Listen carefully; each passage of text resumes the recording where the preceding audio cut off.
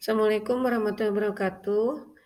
Kali ini saya akan menjelaskan tentang perbedaan design thinking dan creative thinking. Penting sekali mahasiswa memahami perbedaan kedua konsep ini karena fenomenanya justru mahasiswa banyak yang eee, menganggap bahwa mata kuliah ini adalah mata kuliah creative thinking gitu ya.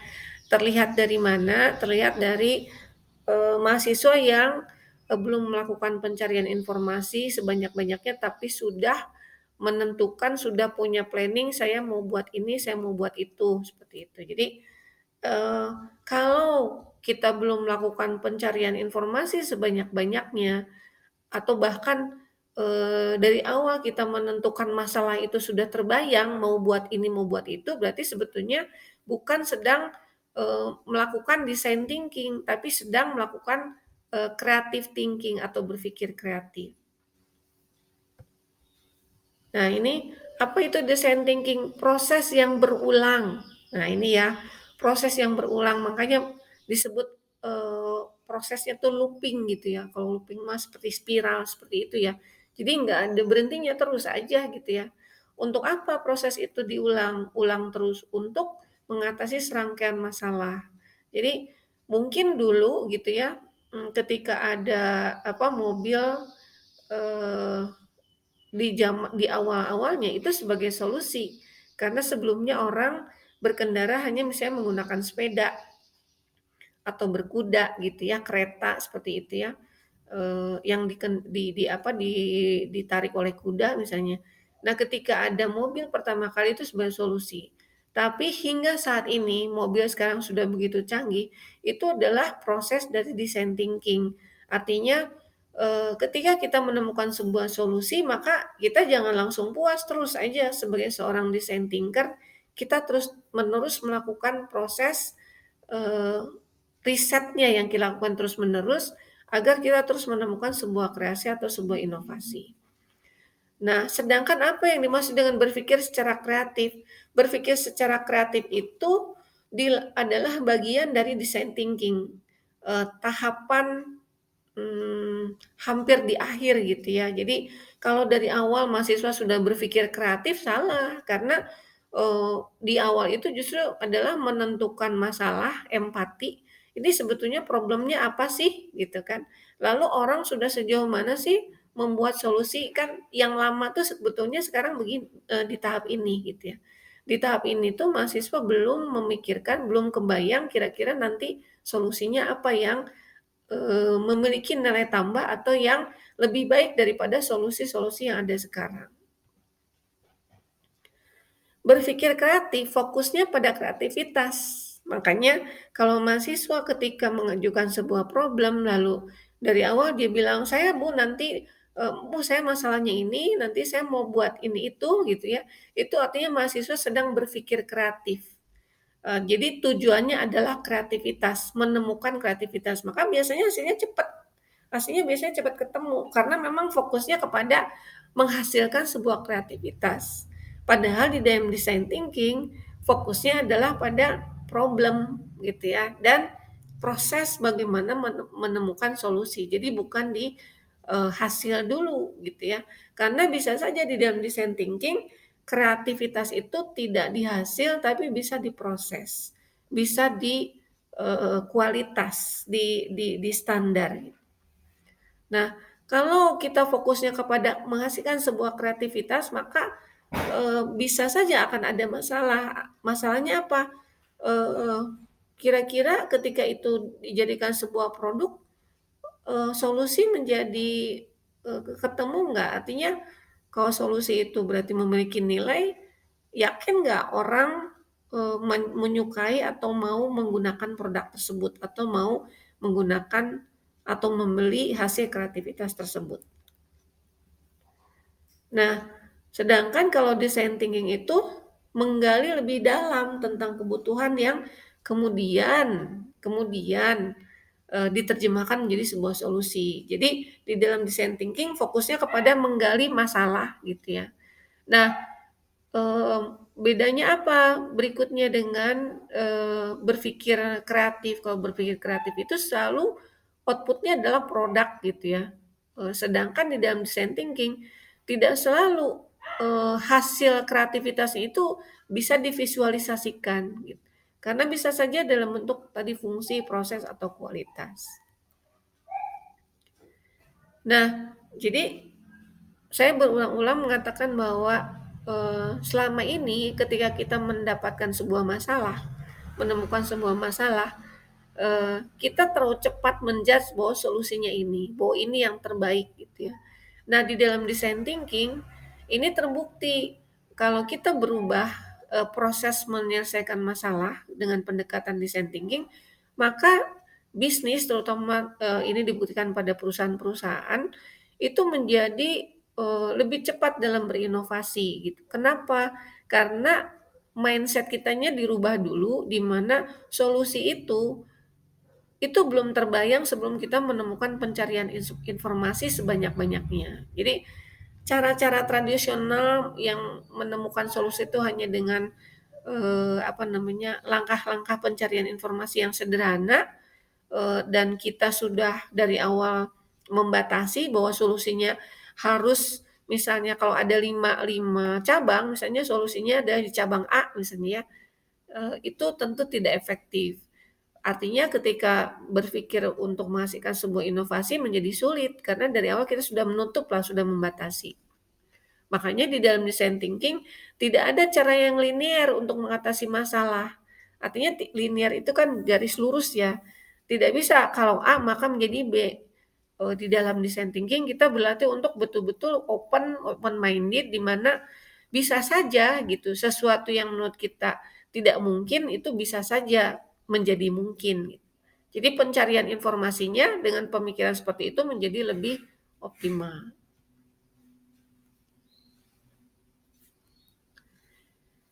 Nah, kalau tadi berpikir kreatif itu tujuannya adalah menghasilkan kreativitas, sedangkan design thinking tujuannya adalah satu gitu ya, memiliki pemahaman menyeluruh tentang pengguna atau empati. Jadi sebetulnya walaupun masalah-masalah yang diajukan oleh mahasiswa sebagian besar adalah masalah yang dialaminya sendiri, tapi kalau coba kita bandingkan atau kita coba tanya kepada orang lain, masalah itu pun dirasakan oleh orang lain. Nah, di dalam design thinking orientasi user-nya adalah bukan diri sendiri gitu ya, tapi orientasi user-nya adalah semua orang yang mengalami masalah itu. Misalnya, saya tidak bisa tidur cepat, misalnya saya, selalu tidur paling cepat jam 2, rata-rata jam 3 pagi misalnya ya. Apakah hanya saya yang, tidak bisa tidur cepat? Ah, enggak juga. Banyak orang yang tidak bisa tidur cepat. Nah, yang namanya, memiliki pemahaman menyeluruh tentang pengguna itu artinya kita betul-betul harus mengerti, seluk-beluknya dari A sampai Z-nya, kenapa orang ini tidak bisa tidur cepat, gitu ya. Jadi bukan hanya nanya ke diri sendiri, gitu ya. Lalu berikutnya problem solving, mendefinisikan ulang masalah dan berinovasi dengan solusi baru. Nah, tentu untuk berinovasi dengan solusi baru, kita perlu mencoba dulu beberapa alternatif solusi. Jadi setelah informasinya terkumpul, kita coba berinovasi, tapi inovasi itu kan belum tentu, berguna ya, belum tentu mau digunakan atau dilakukan, belum tentu menjadi solusi bagi user, bagi orang lain. Mungkin bagi kita mah, "Ah, cukup begini juga." Nah, di dalam design thinking itu tidak bisa. Ada salah satu indikatornya yaitu layak secara ekonomi ya. Artinya apa? Ketika orang lain ditawari solusi itu, lalu dia bilang, "Ah, saya kayaknya nggak mau deh, kemahalan," misalnya. "Ah, saya nggak mau deh, itu terlalu lama prosesnya." Nah, berarti itu belum sebuah solusi yang inovatif. Makanya di dalam design thinking harus ada novelty. Novelty itu artinya harus ada sesuatu yang, eee baru ya dibandingkan dengan sebelum-sebelumnya. Menantang asumsi yang ada tuh maksudnya dulu misalnya nggak kebayang deh, air bening, air putih dijual gitu ya. Kayaknya kalau zaman saya kecil saya ketawa terbahak-bahak kalau mendengar ada orang beli air putih gitu ya, karena saya hidup di zaman dulu banget. Nah ternyata sekarang ada kan dan bahkan itu menjadi, di dalam rumah tangga hampir sudah tidak ada lagi yang menggunakan air sumur ya di kota-kota, seperti itu. Nah, design thinking itu human centered design, artinya apa? Betul-betul empati tadi ya, betul-betul harus, sabar karena tujuannya adalah si user itu mau pakai gitu ya, tujuannya adalah, eee, penjualan tinggi kalau di dalam bisnis, tujuannya adalah produk kita laris, kan seperti itu ya. Oleh karena itu, memahami user, memahami pengguna, memahami human itu betul-betul menjadi, fokus ya, menjadi center dari design thinking.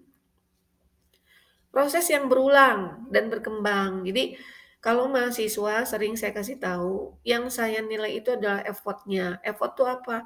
Prosesnya gitu ya. Tidak masalah ternyata di tengah jalan kamu merasa nggak sanggup melanjutkan lalu kamu masuk ke problem baru, nggak ada masalah. Karena ketika, di-judge tidak sanggup melanjutkan itu memang prosesnya sudah terbukti effort-nya besar gitu ya. Nah, jangan sampai dari awal tuh kita menentukan problem, itu sudah kebayang solusinya apa, sehingga pencariannya juga nggak maksimal. Nah, mohon maaf ya, walaupun akhirnya menghasilkan sebuah kreativitas, itu nilainya tidak jauh lebih baik dibandingkan dengan tadi, orang atau mahasiswa yang dia terpaksa harus mengganti problem karena problem yang pertama sudah dicoba berulang-ulang, ternyata nggak berhasil misalnya ya. Ternyata dia punya kendala di biaya, ternyata dia punya kendala di waktu, punya kendala di resource misalnya ya. Nah itu jauh lebih baik ya dibandingkan tadi, dari awal aja menentukan problem sudah kebayang mau bikin ini itu gitu ya. Nah itu bukan bukan design thinking, itu adalah creative thinking, itu bukan dari mata kuliah ini ya, bukan tujuan mata kuliah ini. Sangat kreatif, artinya sangat kreatif itu kan berarti melakukan banyak eksperimen ya, karena tidak bisa kita itu sering berkreasi kalau eksperimennya jarang. Makanya ketika pencarian informasi udah selesai, kita mencoba satu prototipe, misalnya satu aja deh prototipenya. Yang pertama dulu hanya mengkombinasikan dari beberapa yang ada misalnya ya. Nah itu kan berarti kita kreatif, yang mana yang kita kombinasikan? Kan nggak semuanya bisa dikombinasikan misalnya. Setelah itu, oh kayaknya nggak sempurna, kita tambahin sesuatu yang baru. Itu berarti kita kreatif. Terus gitu ya, sampai menemukan satu solusi yang bahkan, kita sendiri juga mau pakai gitu ya. Jangan sampai kita membuat sesuatu solusi yang kita sendiri juga merasa sebetulnya jujur misalnya bahwa itu terlalu mahal, atau itu terlalu sulit, atau itu terlalu terlalu lama misalnya, terlalu ribet gitu ya. Nah, makanya kalau kalau dalam pelatihan-pelatihan design thinking itu, apa namanya, banyak membahas tentang apa yang customer butuhkan dan inginkan, gitu ya. Artinya, kira-kira kalau pain dan gain itu apa sih pain-nya customer, apa problemnya dan mereka mau gain apa gitu, mau dapat apa dari, solusi itu.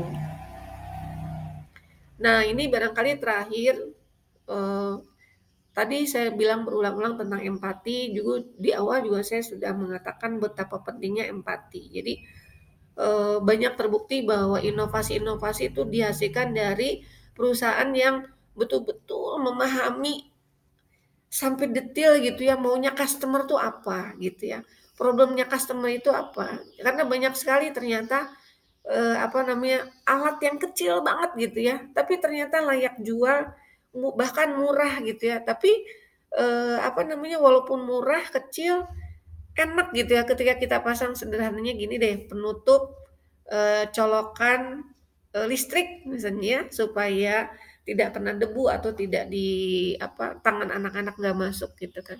Itu alat yang sangat murah, kecil gitu ya, tapi layak jual, penjualannya tinggi gitu ya. Kenapa? Karena berangkat dari empati gitu ya, berangkat dari memikirkan, "Oh iya ya, eee, orang tuh pengen, apa namanya, banyak colokannya tapi, apa namanya, khawatir kalau tidak terpakai itu berbahaya," misalnya.